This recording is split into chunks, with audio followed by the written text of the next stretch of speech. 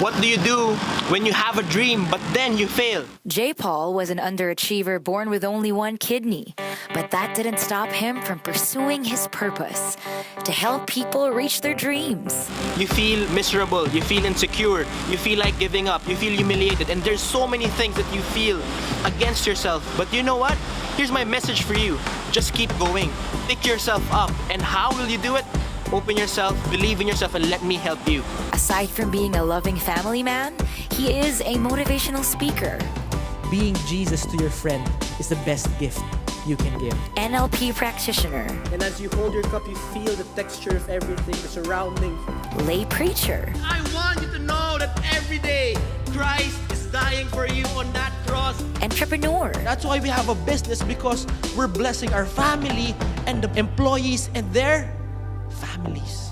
and an author. You need to decide how successful you want to be. My name is JPaul Hernandez, and I want to help you succeed. I want to help you move forward. I want to help you reach your goals. He's a storyteller, and he wants to help you create your story.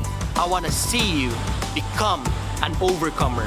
Join Overcomer Batch 1, and the best is yet to come.